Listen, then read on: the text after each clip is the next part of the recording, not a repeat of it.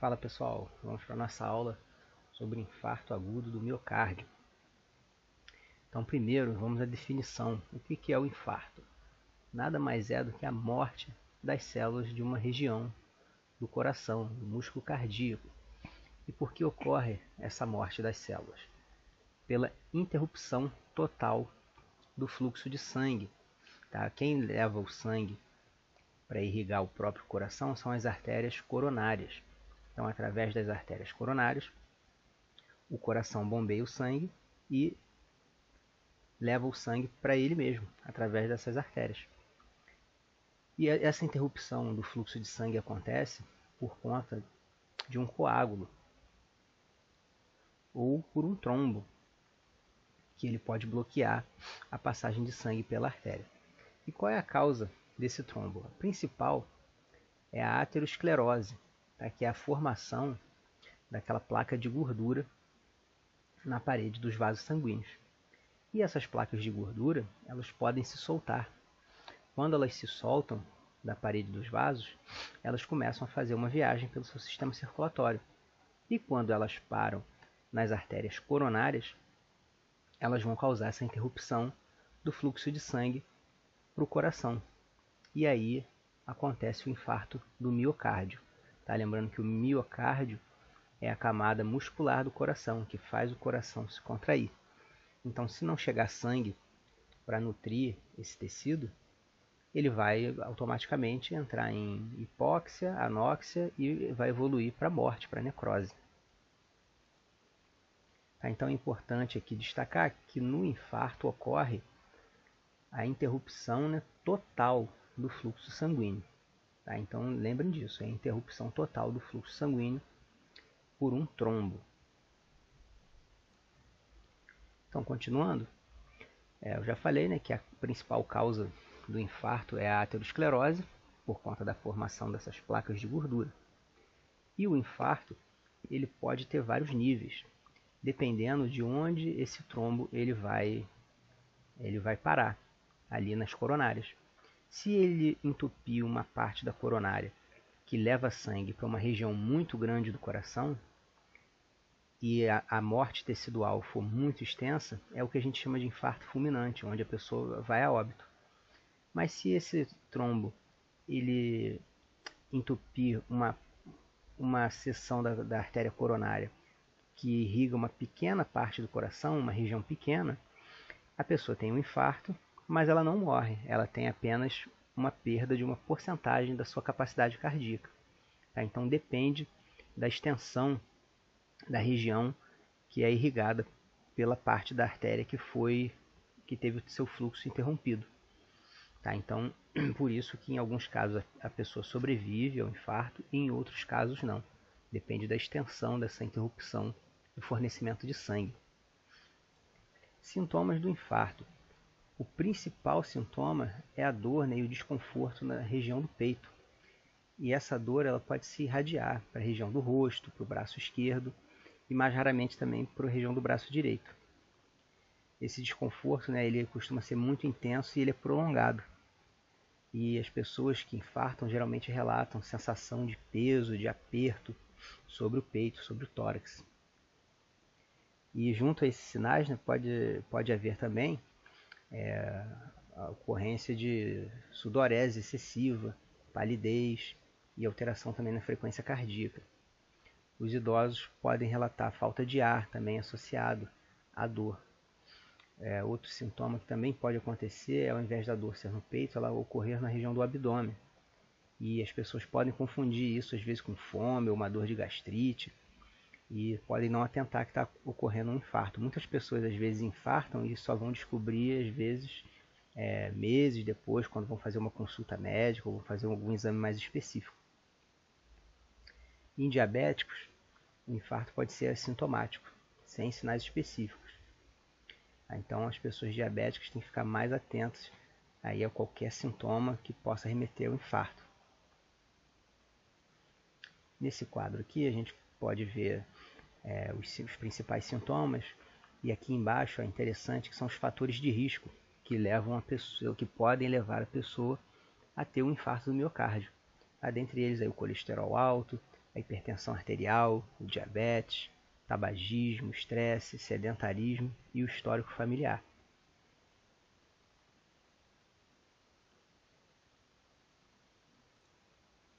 O diagnóstico ele é feito pela avaliação clínica, né, pelo médico, e a gente tem os exames, que são o eletrocardiograma, que ele vai dar uma representação gráfica das ondas elétricas do coração, e a dosagem de enzimas cardíacas, que é feita através do exame de sangue. E ali vai ser visto seus níveis de CK e CK-MB. Aí, se eles derem alterado, isso aí vai indicar que ocorreu o infarto. É um dos exames aí mais fidedignos para a detecção do infarto, junto com o eletrocardiograma também.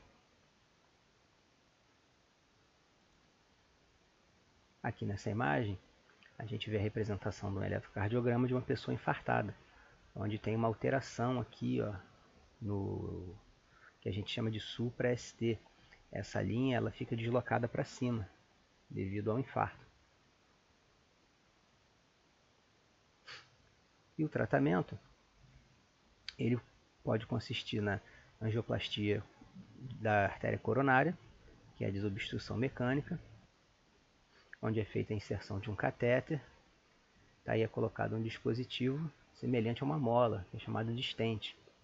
E esse dispositivo, uma vez que ele é introduzido, ele vai alargar essa artéria e vai desobstruir a passagem do sangue. Outro tipo de tratamento também é com o uso dos medicamentos fibrinolíticos, que eles vão dissolver o coágulo ou o trombo. Tá? Então, é uma técnica usada para dissolver esse coágulo com essa classe de medicamentos. E o uso desse tipo de medicamento só é indicado quando não é possível se fazer a desobstrução pela angioplastia, tá? Porque pode causar hemorragia. E é importante também salientar que os fibrinolíticos eles só são usados depois que ocorre o infarto. Ele não pode ser usado para prevenção. E por último a gente tem a ponte de safena, que é uma cirurgia onde é retirada uma parte da veia safena da perna. Pode ser retirado também outra veia do corpo, tá? Mas a principal delas é a safena. E essa veia, essa parte que é retirada, ela é utilizada para fazer uma ponte da área da artéria onde não está tendo o fluxo. Eles fazem uma ponte para que o sangue consiga fluir. Aqui a gente vê a representação da veia safena, e ela é utilizada aqui para fazer um outro caminho para o sangue poder chegar ao coração. E aqui a gente consegue ver a imagem de uma cirurgia cardíaca, onde o tórax, né, ele é aberto. Para a gente finalizar, aqui a gente tem as principais medicações utilizadas no infarto agudo do miocárdio, tá? Até com um esqueminha mnemônico para que vocês decorem. Então, os medicamentos os principais utilizados são o oxigênio, beta-bloqueadores, aspirina, os trombolíticos, a morfina, a enzima conversora de angiotensina, né, os inibidores da enzima conversora de angiotensina, e a nitroglicerina. E aqui embaixo tem os motivos, né, da utilização de cada um desses medicamentos. Então, o infarto agudo do miocárdio fica por aqui. Agora vamos dar uma olhada em angina. Então, angina é o nome dado ao desconforto ou à dor que é causada ali no peito, no tórax, quando o suprimento de sangue, quando o fluxo de sangue ele não é interrompido totalmente como no infarto. Aqui ele sofre uma diminuição. Então ocorre diminuição nesse fluxo de sangue para o músculo cardíaco. E quando ocorre essa diminuição, o coração ele vai dar um sinal. Então você vai sentir fortes dores, fisgadas no peito. Então a angina é o nome dado a esse sintoma, a essa dor que é causada por uma doença coronária. Então também tem a ver com as artérias coronárias.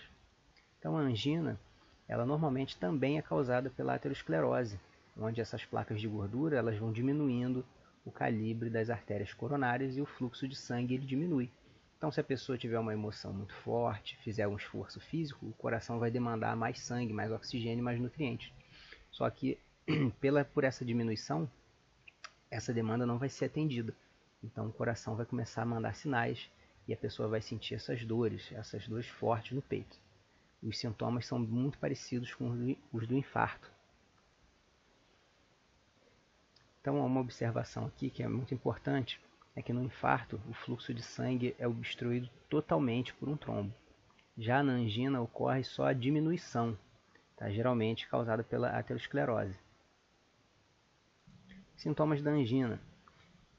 A angina vai provocar uma dor no peito tipo pressão, tá? Ou também pode ser relatado como se fosse uma queimadura ou um aperto na região do peito. A dor principal geralmente se situa abaixo do externo, podendo também atingir garganta, braços, o maxilar e a zona entre as omoplatas ou até mesmo o estômago. Outros sintomas que podem estar relacionados com angina de peito incluem náuseas, tonturas, dificuldade de respirar, falta de ar e suor. E a angina pode se dividir em dois tipos, a angina estável e a instável. A angina estável ela segue um padrão específico, tá? E ocorre geralmente quando a pessoa faz esforços físicos intensos ou é submetida a emoções extremas. Já a angina instável ela pode acontecer a qualquer momento, mesmo em repouso, ou até durante o sono. Tá? Então ela não segue um padrão, ela pode acontecer a qualquer momento, mesmo que não haja um motivo específico para ela acontecer. A angina pode ser diagnosticada pela avaliação clínica, na consulta médica, pode ser avaliada também pelo eletrocardiograma, assim como o infarto, e também pode ser feito seu diagnóstico através da prova do esforço. Tá? Aqui tem uma representação do idoso aqui na esteira, fazendo a prova do esforço, e pela angiografia coronária, que é um exame de imagem. Tá? A gente vai ver aqui a representação desse exame de imagem. Então aqui a gente vê uma artéria coronária desobstruída, com fluxo sanguíneo normal, e aqui a gente consegue ver um ponto de obstrução. Tá? Então através desse exame de imagem é possível ali avaliar as condições das artérias coronárias. E como é feito o tratamento da angina? O tratamento vai incluir alterações do estilo de vida relacionadas à alimentação, atividade física, redução do estresse, controle da pressão arterial. Tem também a utilização dos nitratos, tá? Incluindo a nitroglicerina, que é a principal classe de medicamentos utilizados no tratamento da angina. Eles são vasodilatadores coronarianos, então eles vão aumentar o calibre das artérias coronárias e vão aumentar temporariamente ali o fluxo sanguíneo para o miocárdio. E isso vai fazer com que haja redução dos sintomas da angina. Tá? Então os nitratos são a principal classe de medicamentos utilizados no tratamento da angina. São utilizados também os beta-bloqueadores, para diminuir a sobrecarga do coração. Os bloqueadores dos canais de cálcio, como a nifedipina, verapamil. Eles ajudam a melhorar a eficiência da função muscular do coração e podem diminuir o número e a gravidade de episódios de dor no peito. A aspirina, que é o ácido acetil salicílico, né, é um antiplaquetário. Tá? Então, ela vai ajudar a prevenir que os coágulos sanguíneos se formem no interior de artérias coronárias estreitadas. Tá? Então, ele vai evitar a formação de coágulos. Uma coisa interessante aqui que deve ser falada é que quando a pessoa está sentindo essas dores fortes no peito, ela pode confundir com um infarto.